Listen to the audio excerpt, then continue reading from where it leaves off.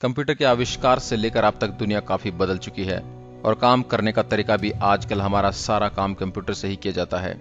कोई ऐसा ही काम होगा जो बिना कंप्यूटर के हो और अब दुनिया में युद्ध हथियारों के बल पर नहीं बल्कि तकनीक के दम पर लड़े जाते हैं और हम अपने सभी इलेक्ट्रॉनिक मशीन में पासवर्ड लगाकर रखते हैं। ऐसे में भी कोई अगर इस तकनीक में सेंध लगाकर सब कुछ बर्बाद कर दे तो जी हाँ, हैकर ऐसा कर सकते हैं जिनके कारनामे देखकर दुनिया दंग रह गई।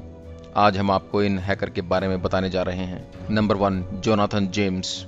जोनाथन जेम्स को इंटरनेट की दुनिया का कामरेड भी कहते हैं। वह आज भले ही दुनिया में नहीं है, पर महज 15 साल की उम्र में उसके कारनामे ने उसे सबसे बड़े हैकर का खिताब दिलवा दिया था। इस छोटी उम्र में ही उसने अमेरिकी सरकार को नेस्तो नाबूद कर देने की शक्ति हासिल कर ली थी। जोनाथ के पास अमेरिकी सरकार के लगभग सभी डेटाबेसों तक पहुंच थी।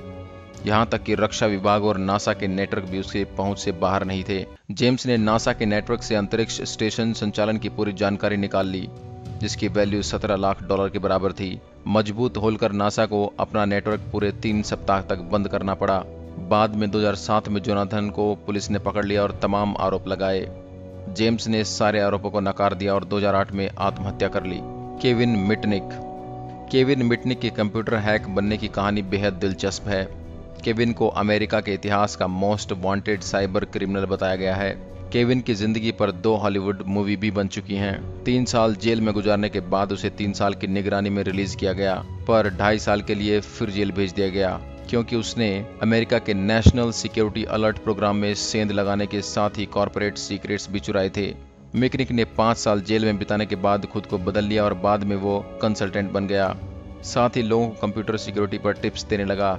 फिलहाल मिकनिक साइबर सिक्योरिटी की दिशा में काम करने वाली खुद की कंपनी चला रहा है। नंबर 3, अल्बर्ट गोंजालेज के पास अमेरिका की आधी आबादी के क्रेडिट कार्ड के डिटेल्स थे। 17 करोड़ लोगों के क्रेडिट कार्ड की डिटेल्स बेचकर अल्बर्ट गोंजालेज ने करोड़ों कमाए। उसने सोडोक्यूस नाम से ग्रुप भी बनाया था, जिसने फर्जी पासपोर्ट, फर्जी हेल्थ इंश्योरेंस कार्ड और फर्जी जन्म प्रमाण पत्र बेचकर खूब कमाई की।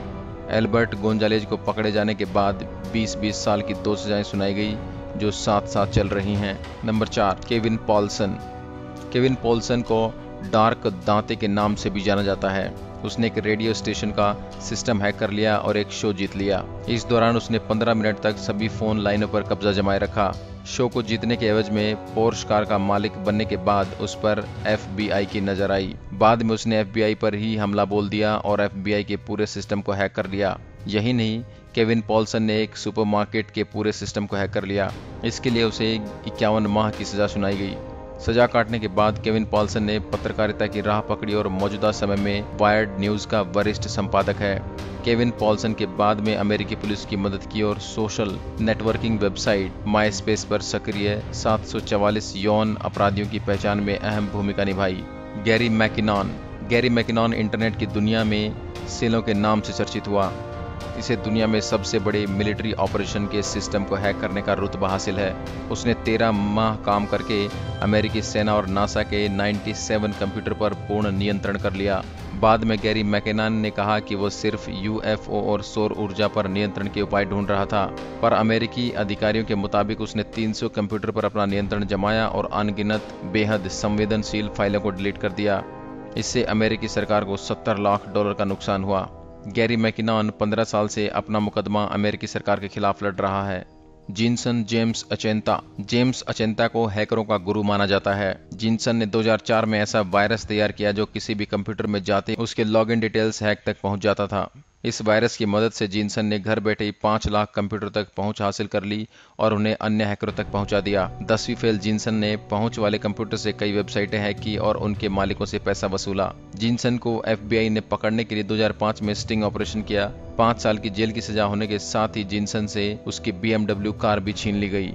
नंबर 7, जॉर्ज हॉर्ट्ज को बुरे हैकर की श्रेणी में डालना गलत बात होगी।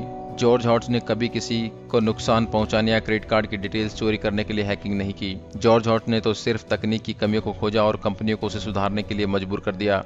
खास तौर पर एप्पल जैसी कंपनी को जॉर्ज हॉर्ट्ज ने आईफोन के सभी मॉडलों का तोड़ निकाला और उन्हें अपने ब्लॉग पर छाप दिया। जॉर्ज हॉर्ट्ज ने आईफोन, आईपैड के साथ ही आईपैड की कमियां सार्वजनिक की। बाद में एप्पल ने जॉर्ज हॉर्ट्ज को कोर्ट में घसीटा, पर कोर्ट के बाहर ही मामले को सुलझा लिया गया।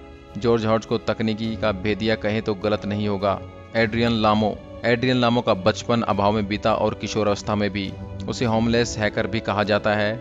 एड्रियन लामो ने न्यूयॉर्क टाइम्स और माइक्रोसॉफ्ट जैसी कंपनियों के सिक्योरिटी सिस्टम में सेंध लगाई।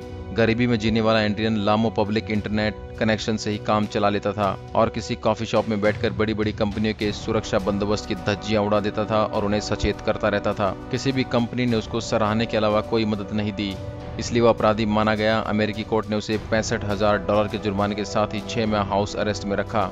साथ ही 2 साल उसे प्रोबेशन पीरियड में भी रखा। एड्रियन लामो ने बाद में पत्रकारिता का पेशा अपना लिया और साथ ही हैकिंग को लेकर लोगों को टिप्स भी दिए। Number 9, Robert टपन Morris. Robert टपन Morris America के नेशनल कंप्यूटर सिक्योरिटी सेंटर के मुख्य विज्ञानी रहे। रॉबर्ट मॉरिस का बेटा है। उसने सबसे पहले कंप्यूटर वायरस की खोज की और कंप्यूटर फ्रॉड केस में सजा पाने वाला भी पहला व्यक्ति रहा। कॉर्नेल विश्वविद्यालय में पढ़ाई के दौरान मॉरिस ने मॉरिस वायरस की खोज की और उसे कंप्यूटर की दुनिया में उतार दिया। इससे काफी कंपनियों को नुकसान पहुंचा। रॉबर्ट टपन मॉरिस को 3 साल जेल की सजा सुनाई गई। अब रॉबर्ट टपन मॉरिस एक प्रोफेसर के तौर पर मैसाचुसेट्स इंस्टीट्यूट ऑफ टेक्नोलॉजी में पढ़ाते हैं। ओवेन वॉकर कंप्यूटर हैकिंग की दुनिया में अक्किल नाम से जाना जाता है। उसने हैकरों का अंतर्राष्ट्रीय ग्रुप खड़ा कर लिया था, वो भी अपने 18वें जन्मदिवस से पहले। ओवेन वॉकर ने एगबॉट वायरस बनाकर 13 लाख कंप्यूटर तक अपनी पकड़ बनाई और 18वें जन्मदिवस से पहले $2,60,00,000 का नुकसान किया। एगबॉट वायरस से कंप्यूटर अपने आप क्रैश हो जा रहे थे। इस वायरस की वजह से पेंसिल्वेनिया विश्वविद्यालय का कंप्यूटर सिस्टम तबाह हो गया, जिसकी वजह से FBI को न्यूजीलैंड सरकार के साथ मिलकर ऑपरेशन चलाना पड़ा। तब कहीं जाकर ओवेन वॉकर को गिरफ्तार किया गया। अप्रैल 2008 में उसे बिना अपराधी ठहराए कोर्ट ने रिहा कर दिया। कोर्ट का कहना था कि ओवेन वॉकर ने क्राइम को ध्यान में रखकर ऐसा नहीं किया और न ही कोई फायदा उठाया, वो बस मजे के लिए ऐसा कर रहा था। ऐसे में अगर उसे सजा होती है तो उसके भविष्य को बर्बाद करना होगा। मौजूदा समय में ओवेन वॉकर एक ऑस्ट्रेलियन टेलीकम्युनिकेशन कंपनी की सिक्योरिटी इंचार्ज हैं। आशा करता हूँ यह ज्ञानवर्धक वीडियो आपको पसंद आया होगा। ऐसे ही अन्य वीडियोस के लिए आप हमारे चैनल को लाइक करें, शेयर करें एंड सब्सक्राइब करें। धन्यवाद।